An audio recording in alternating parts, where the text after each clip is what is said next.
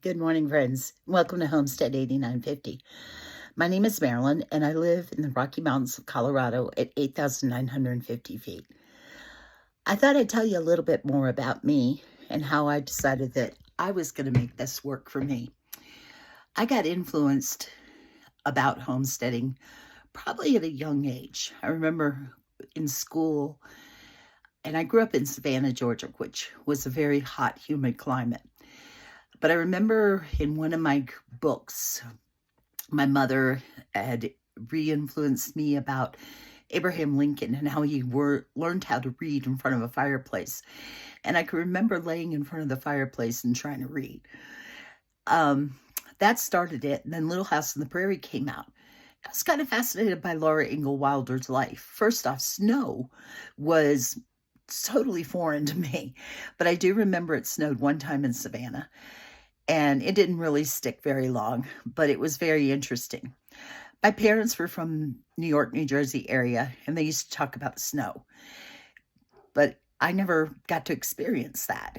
So anyway, I wound up going to school for 2 years in outside of Baltimore, Maryland, to boarding school. And I experienced a lot of snow there. And I remember one time that we went to New York to visit relatives, and there was snow on the ground there. And I was kind of fascinated by the whole thing.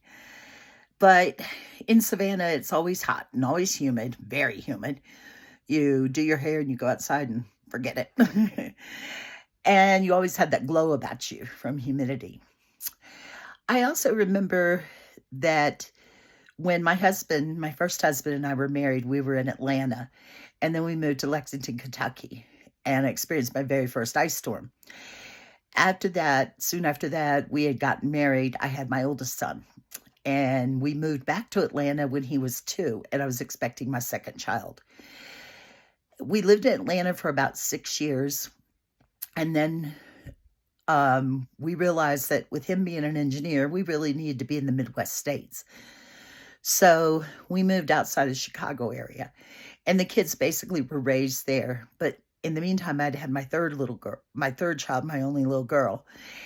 And we moved there when she was 3 or just turning 3. And we lived there for 20 something years. And he and I wound up going separate ways. And I was single for about a year and a half, the first time I'd ever really been single. And then I met my second husband. And I went through a kind of a tough period of health-wise and had a massive surgery. And Al and I were engaged at the time, and then that was in June, and then we married in October. And he was just everything I ever dreamed about having in a husband. But in the meantime, we did not know. We had known each other for 2.5 years, and we were married 2.5 years, and he got diagnosed with metastatic melanoma brain cancer. Well, when Al was diagnosed, I didn't even know what the word metastatic was. I mean, I remember sitting at the University of Chicago that one of my son's high school friends who was in med school there got arranged that we got into a melanoma specialist and a surgeon down in the University of Chicago. Let me back up for a little bit. Al was a nurse, and he did a darn good job. He loved his job. He loved the people he worked with. He loved his family. And he had been single all his life. So I used to tease him and go, what do you want? You got 3 stepchildren that are potty trained and college educated. And by that time, almost all of my kids were out of college. So anyway, he was such a happy guy. And he looked a lot like Colonel Sanders. And I used to tell him that we could make a lot of money, kiddo, So from the time that we had just bought a home in October, we had gone on a family vacation, and we came back, and he was diagnosed, I believe it was in January. And we went through surgery, gamma knife radiation. And what finally took Al was a blood clot. They were not able to give him any kind of heparin or anything else because he still had 3 tumors in his brain. He went very peacefully, very beautifully, surrounded by love of his coworkers and his family. It was a very tough decision, very hard decision. And let me tell you, that was the last thing I ever expected. I thought this was forever until we were 90 something. And I went through a lot. I felt like a voodoo doll. Everybody was sticking a pin in you, telling you what to do, how to do it, where to do it. It's not tough being a widow, shocked, especially one who was basically still on their honeymoon and making changes and life decisions and just shock. And I'm like, what am I going to do now without him? I've always been kind of codependent on a man in my life because that's the way I was raised. And taking care of others. I taught preschool for 22 years. I love taking care of children. And it was really tough on me. And, you know, making all those decisions, fortunately, I had his family right along my side, and then I had my kids. And it was not what I expected. But that's okay. God had a better plan, and I have to remember that. And I know for any of you out there that go through this, losing your Prince Charming or your fairy tale ending very quickly, it's a tough road. I remember my boys stayed after Al passed, and basically everybody was gone. And they helped me clean up a little bit and tried to help me organize the garage because we had just basically moved in and then winter hit. And I had Bailey, our golden retriever that we had rescued from the shelter. And I remember the boys getting into the car and closing the door behind them, watching them drive down the driveway, closing the door behind them. And I looked at Bailey and I said, now what the hell do we do? And I started off by, okay, all these appointments, it's tough. You have to make all these decisions. And fortunately, Al and I had sat down and had made decisions. He had given me his passwords to everything. We got on the phone and we turned everything over into my name.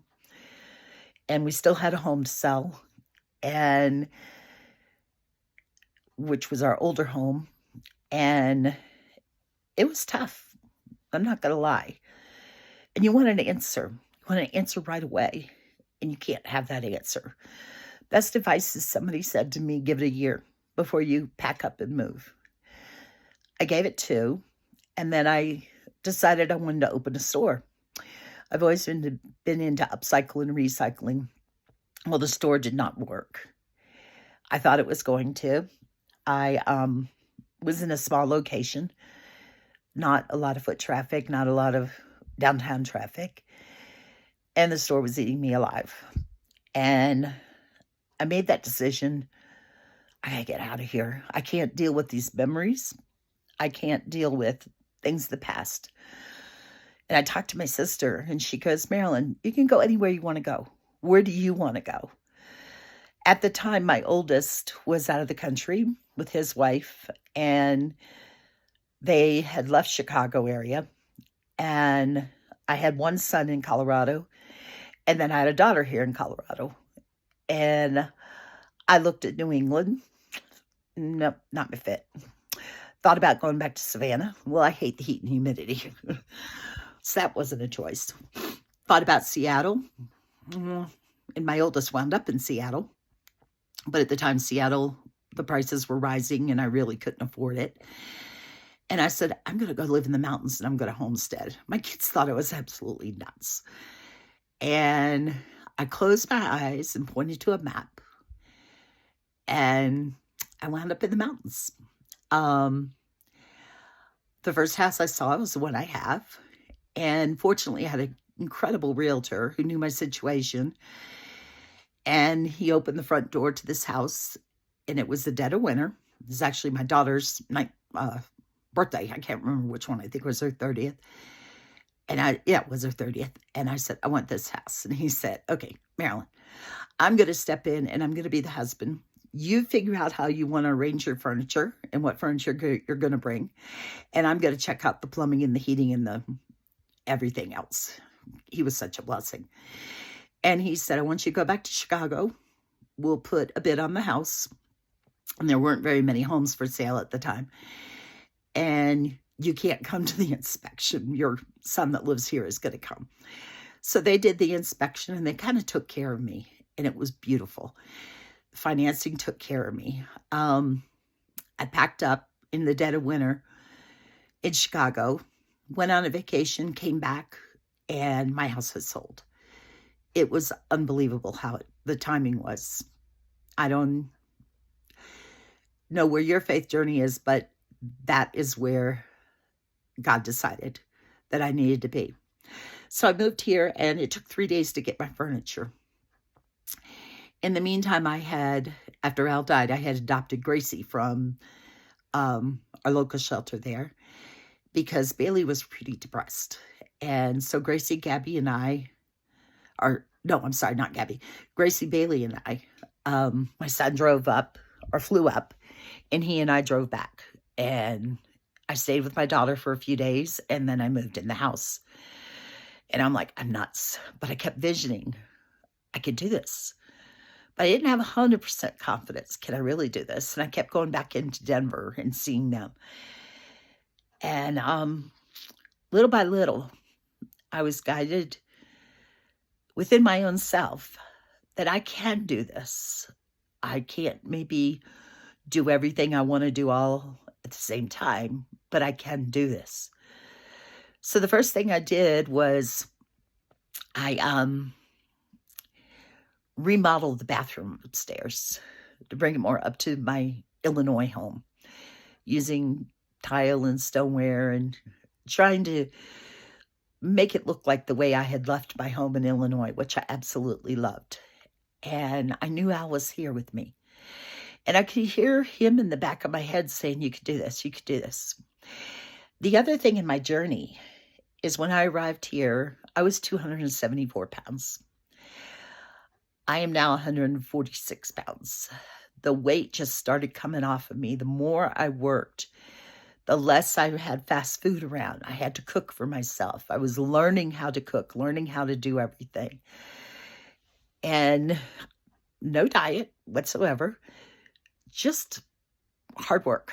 And then I went to work for the school district. I went to work in food services, and I loved it. I really did. But it came a point in a time where just like, I've got what they call mommy syndrome in here, this joint right here. And it was lifting children for so many years. And it just I froze one day because I was taking a pan of beef patties out of the oven and I caught it with my knee. And that was okay, I got to accept the fact and embrace that I'm getting older. And I do take medication for it and put stuff on it, but most of the days I'm pretty good. It's just not the constant lifting.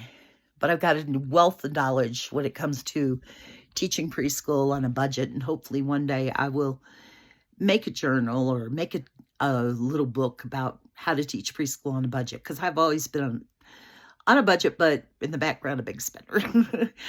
I started watching YouTube, and that was probably during the pandemic. And I kept watching every The Last Frontier episode over and over again. And I'm like, okay, if Charlotte Kilcher can do this, I could do this. And I know she grew up but I need to embrace the fact that I'm getting older and what can I do and what I can't do. And then I started meeting people, and they were telling me how to live in Colorado and be a homesteader. And I started reaching out through Facebook, and I met more and more people. And they were showing me their journey of raising chickens and, what chickens are good for this area of 8,950 feet. And it was little by little steps. When I bought the house, one of the things I really wanted was a wood-burning stove. It's very expensive to run gas up here to keep the home warm. And that's what this home is on gas. And I started learning about cutting trees. Now, I do not use a chainsaw, but I do use a splitter. And started walks with the girls in the morning. Okay, I was walking them every morning right at dawn and realized I can't do that.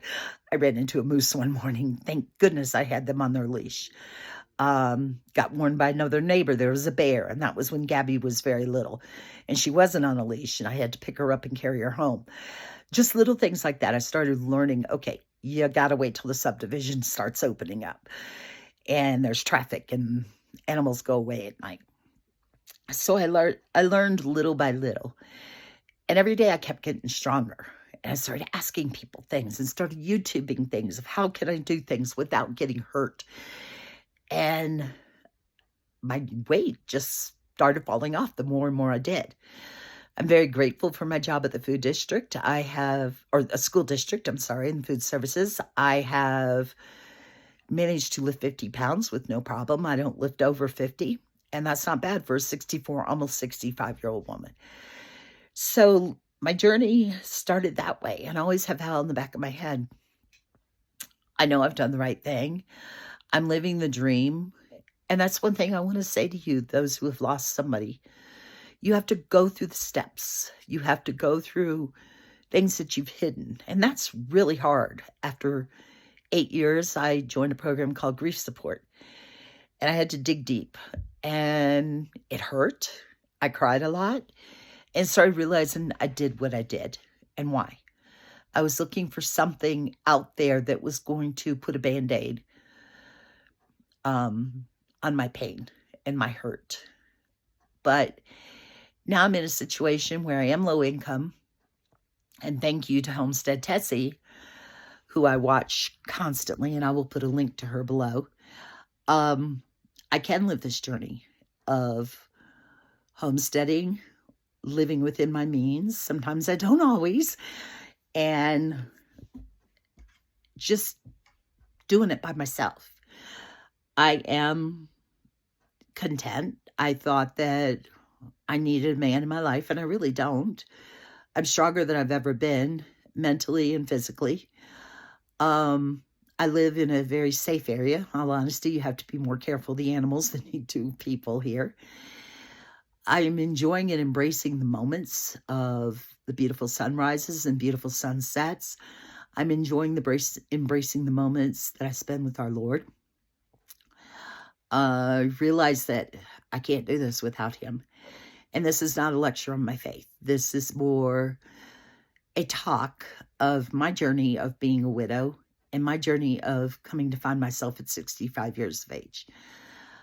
I traveled a lot with Al. I traveled a lot after Al. And my traveling days are basically over. And that's okay. I got to see beautiful places in the world, and I got to spend time with really beautiful people. And I'm just going to embrace what I have now. And that is a beautiful home, beautiful family that still loves and supports me, Al's family. And they're only a phone call away or a text message away.